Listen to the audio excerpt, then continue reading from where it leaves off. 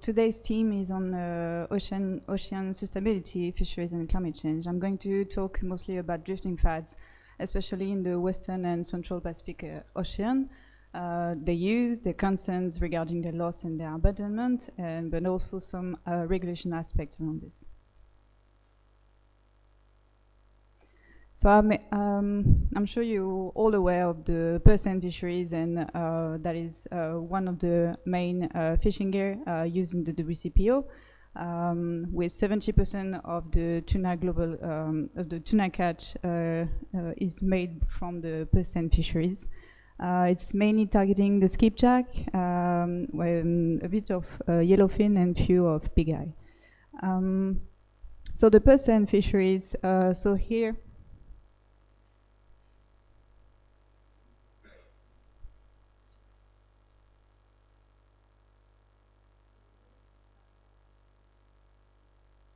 Sorry.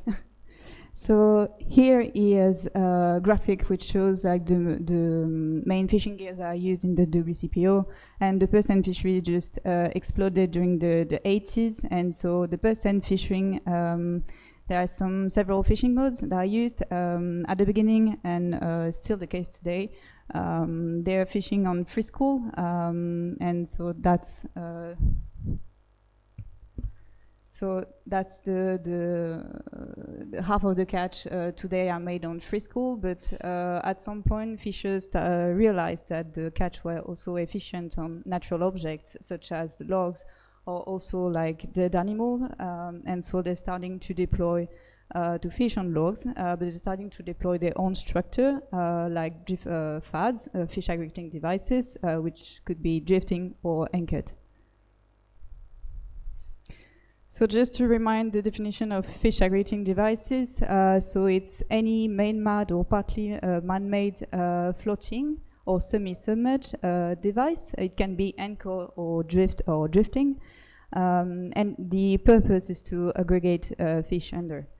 So I think most of the people know fads, but on the artisanal fisheries, and especially like anchored fad for that benefits local communities. But I'm talking more about the industrial Percent fisheries that are using drifting, industrial drifting fad, but also industrial anchored fad. So here is a couple of photos of how the drifting fad looks like. So it's basically a raft that can be made by bamboo or PVC tubes, and with all Percent floats and all nettings. But there are also like a submerged component, a submerged appendages, or what I call the tail, which basically a net that goes under the water. It can be very huge, and the mean depth in the WCPO is 50 meters. And so they're starting to deploy some satellite buoys because it's drifting, and so fishers need to know the location of this device. So a bit of the different technology that are used. So as I said, they're starting to deploy their own buoys to facilitate the location, and so at the beginning, they're starting to deploy radio buoys in the 80s, and then it's starting to deploy radio buoys with a GPS system to facilitate the location. And then first generation of buoy with an echo sonder appeared in the 90s. And so an echo sonder is a tool in the buoys that allows you to know how many biomass of fish there is under a fad at real time. So they're starting to deploy this kind of tool, and in 2010, they're starting to deploy multi-frequency echo sonder, which means that now you can differentiate different species, especially the skipjack, from the yellowfin and the big-eyed tunas. So it's still progressing and developing on this. And now, in 2016, 98% of the satellite buoys that are deployed on fads have an echo sonder system in it. So I'm going to show you a couple of plots and results on how the fads are used in the WCPO, and I'm mostly focused on WCPO. So most of the graphic we're using some trajectories data, but also some observers program data from the different regional fisheries management organizations such as WCPFC, but also the ATTC, the Inter-American Tuna Tropical Commission. And also there is we are using the parties of the Nauru PNA fat tracking database, which is a database that started in 2016, and all the fishing vessels that wants to fish in the PNA's members' water, they are required to transmit all the trajectory of the buoys.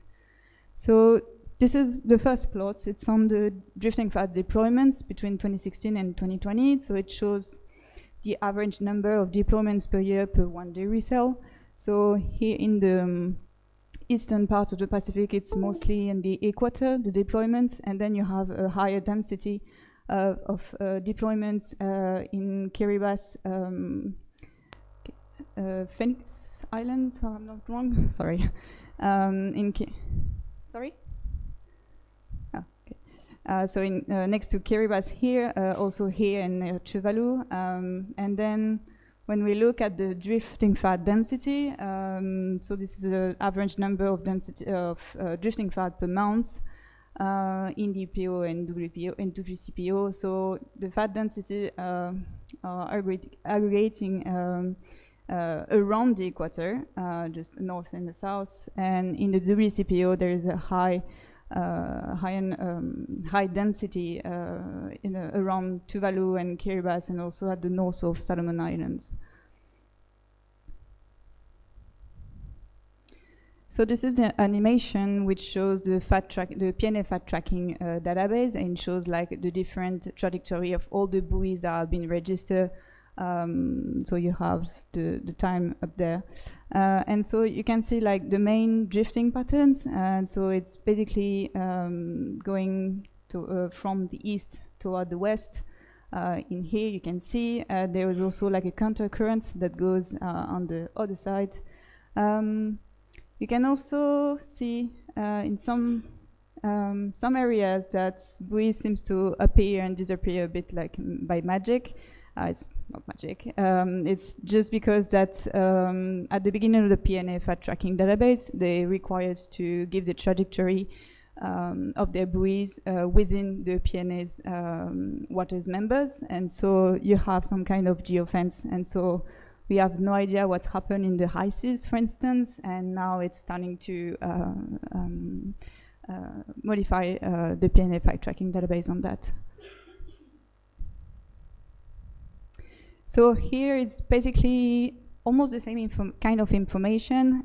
This is from a map from a workshop, with skippers.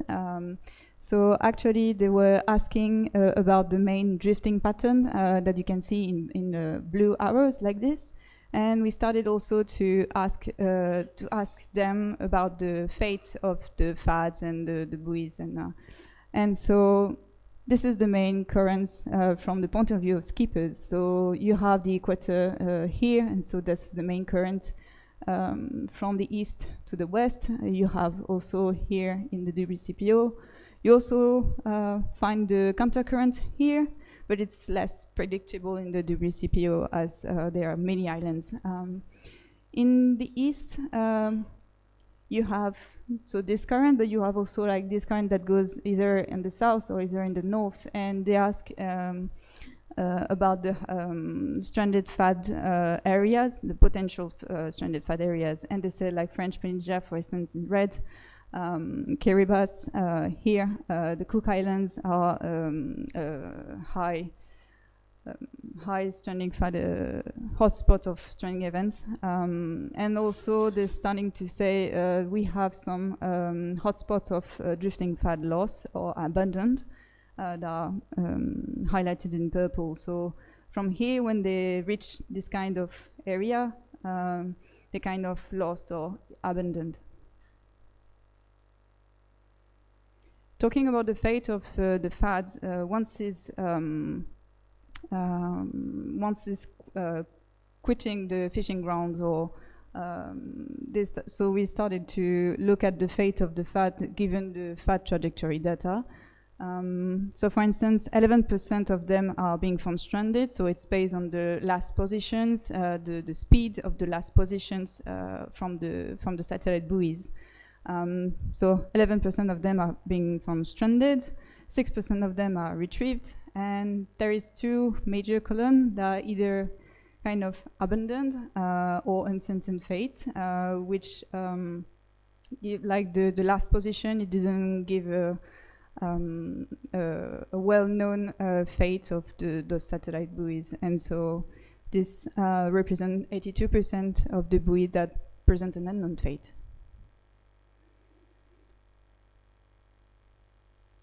So given in the stranding, for the buoys that found stranded, so this is the map, density map, where you can see that the hotspot of stranding events are locating in Papua New Guinea with the highest density here, but also in Solomon Island, around Kiribati, Marshall Islands, and a little bit of the source. Here we have very few data from the eastern part of the Pacific.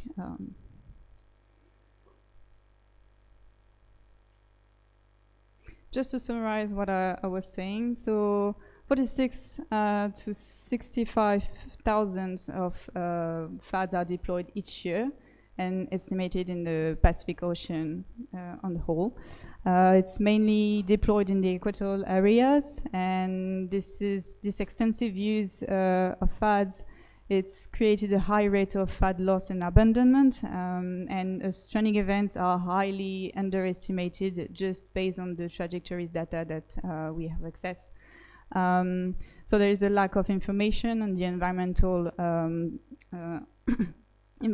impacts linked to FAD loss and abandonment, and you have also all the environmental damage are linked, such as the plastic pollution, because lots of are made with synthetic materials. You have navigation hazard, and especially for coastal and artisanal fisheries. You have also ghost fishing with threatened marine life, ecosystem damage, for instance, coral reef and mangrove. And then it's represented a high economic cost for instance, Pacific island countries and territories to remove those litter. So in that context, there is some stranded FAD data collection program that are raised in the different Pacific Island countries and territories to know a bit more what happened in the field directly and to complete a bit of the trajectories data. So first objective is to characterize and quantify stranding events using data directly collected in situ, and to evaluate the environmental impacts of that. To assess also the design and the material that are currently used, and finally to highlight any origin area and especially owner fleets. So for that, we made some communication tools, such as poster that you can see here, that aim for local communities to report, because all the stranded FAD data collection program is based on citizen science and reports from local communities. So it basically put all the information we're looking for, such as environmental impacts, what type of object has been found. And so we are working closely with the different fisheries departments in countries to raise awareness about this program and issue. So far, this is, it's a bit cut, but so far we have like 3,000 stranding events reported since the first report started in 2024 in Australia, because they have like some kind of marine debris own initiative, and they're starting to have some FADs, but it was more focused on marine litter. But most of the programs started recently in 2019, 2020, and for instance, French Polynesia have the most stranding events. When I say stranding events, it could be one buoy, could be one FAD, or it could be both of them attached together. So this is all the country that we have a program, so it's 13. on the total, and then we have other countries that we have some opportunistic reports. So I'm going to show you a couple of results, not too much. We have a paper for that that is really detailed about all this study. So just to begin with, this is the number of streaming events that has been reported through data collection program. And most of them started in 2020, so we have like an increased number of reported streaming events and not streaming events in general. Also, we have a lot of dedicated survey on the fad, stranded fads. So we have a high number of streaming events reported in 2022. And also all the inventories, a bit when it started in countries, you start by doing an inventory of what has been already collected. And so now it's a bit stabilized. So what did we find? 40% of the streaming events are concerning just the buoy itself, 29% just a drifting fad itself, and 25% are both attached together.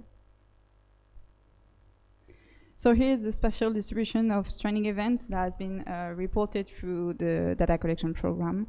So you can see like a high density in French Polynesia with more than 1,000 stranding events reported.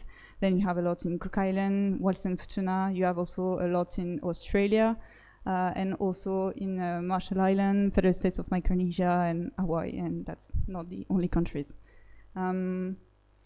If you remember, this map presented in the introduction was from the trajectories data from the PNA fat tracking database.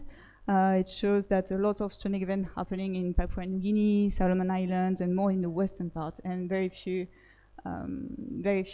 data from the eastern part. So it's kind of complete a bit the data that we have. So the materials are already a bit discussed, but it's mainly made of bamboo, plastic flotation. For instance, we reported a lot of industrial anchored fad, actually, that can look like a 4-meter wide drum. It could be made of metal or fiberglass. But most of the drifting fads are made of nets, old sand floats, but also some submerged appendages made basically mainly with nets. So, okay, so this is something is missing, but in terms of environments, we look at the different environments that drifting fat has been found, and so most of them are found on the beach or has been previously collected by local communities, and also 6% of them were found on coral reef. And when a drifting fad is deployed, it's always deployed with a raft and the underwater structure that you can see here. So it's always deployed together, but sometimes when they reach the beach, they don't have the submerged appendages, because when the hypothesis is they get stuck once on the reef, for instance, and because of the waves, and so it break apart, and we just have like the structure, the floating structure that are going on the beach, and we don't have the submerged appendages. And so we found that drifting fad with a tail or a submerged appendages are causing more damage. 6.6% of them are entangled on corals, with the one that don't present any tail. So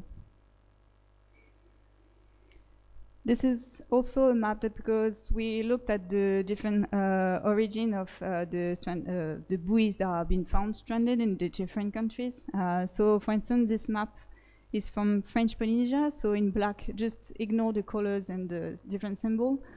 Just in blacks, it's all the areas that buoys have been found, because we can trace with the unique buoy identification number, because each buoys have a unique number. And so we can trace into the different database that we can have access to. And so from French Polynesia, most of the buoys are coming from the east, so the EATTC convention area, and a few of them are coming from the west. Due to the currents, remember, the main currents in the equator are going like this, but you have also some of the currents that are going to the south. Federal states of Micronesia, for instance, well, most of them are coming, around the islands. It's more closer and in the WCPFC convention area, but you have some that are coming from the east. Wales and Futuna, for instance, you can see like the geofence data because we are looking at the last recorded activity on the buoys. And for instance, in Australia, they are coming not just from WCPFC, but they are coming also from the ATTC and following the current that goes to the south.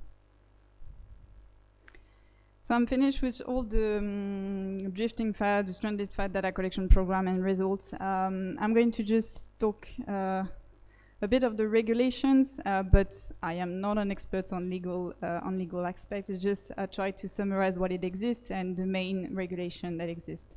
So in the drifting FAD regulation at the regional scale, the WCPFC convention text said the placement, the research, the monitoring, and the recovery of a FAD are considered as fishing activities. But all the member states should adopt measures to minimize the waste, the discard, the catch by lost or abandoned gear, included drifting FADs. And so it can therefore be illegal to consider illegal to use, monitor, or drifting FAD in the EEZ of a coastal state without a fishing license from this state. And I think could be considered as EU fishing.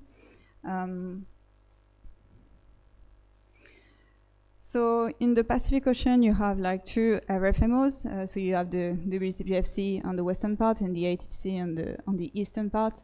So they have almost the same kind of regulation, but just like a different. It's a bit like they have some differences in the details. For instance, both of them have a closure period. So for instance, in the WCPFC, they have like a 1.5 months prohibition of deploying, servicing or setting on FADs. And it should be in place each year for all the percent fisheries between 20 degrees north and 20 degrees south. For the EATTC, you have a closure period, but for all percent vessel, it's not just for drifting FADs, and they must stop fishing for 72 days in the convention area. So there are also a limit of an active buoys that a vessel can monitor at the same time. And in WCPFC is 350 and EATTC is 340. The only thing is, so they can monitor, they can have 350 active buoy at the same time, but there is no limits in the number of the deployments of drifting FAD. So for instance, they can deploy 350 active buoys, but then 1 month later, because the currents are not right, they can just deactivate the buoys and put 350 more after that. So there is no limits in the number of deployments of drifting FADs. We have also some non-entangling regulation, and so the use of the mesh nets shall be prohibited in any part of a drifting FAD. So implemented since this year for January, and will be implemented next year for EATC. The biodegradability, so to reduce the amount of synthetic materials, all the countries should encourage the vessels to use non-plastic and biodegradable materials. So it's encouraged in the WCPFC. In EATTC, they adopted a timeline where they adopted some kind of categories, drifting FADs, where either the submerged part is natural or artificial. It's depend on that. So they adopted a timeline, and so the 2026 is half of the drifting FADs are by some. There are some categories where part of the drifting FAD is using natural materials, and in 2029 it's basically most of the drifting FAD are going to use natural materials. And also some recovery, because when it's drifting and when it goes outside of fishing ground, there are some recovery opportunities that could be done. But for now, it's encouraged. So countries should also encourage to initial retrieval program for lost, abandoned, or stranded fat through cooperative initiative among fishers. So this is the same for WCPFC and IATTC. You also have a kind of deactivation, because one of the main thing problematic is the deactivation of the buoys, not just lost or accidental damage. So there is a prohibition of deactivation of satellite buoys in certain circumstances. For instance, if it's outside of this area for the ITTC, it could be deactivated outside of this area. If you have a complete loss of signal reception, if it's stranded, if it's appropriated by another fishing vessel, it could be deactivated. For WCPFC, there is no regulation that are in the text. However, for the PNA force implementing arrangement, they said that there is a registration and a prohibition of deactivation of the satellite buoys in the WCPFC convention area between 20 north and 20 degrees south. So it means that all the vessels that are fishing in the PNA needs to have the requirements to transmit all the trajectory of the buoys. And I was saying earlier that some of the trajectory was geofence. For instance, in high seas, we didn't have any trajectories data, and so now it's gonna change with that. Almost finished. International laws. So there is much more experts in the room that can talk about this. But the MARPOL Annex 5. So any fishing gear that is released into the water with the intention of later retrieval, such as the fads, should not be considered as garbage under the MARPOL Annex 5. And in the London Convention, it says that dumping means any deliberate disposal into the sea of waste or other matter, and drifting fads can be considered as a waste when it's abandoned by the owner, which means that there is an intention of abandoning it. So I finished with all this presentation. I hope it wasn't too long. I would like first to thank all the partners involved in the data collection program, but also all the organizers from this conference. And I'm really grateful to be here and to have presented this work. Thank you.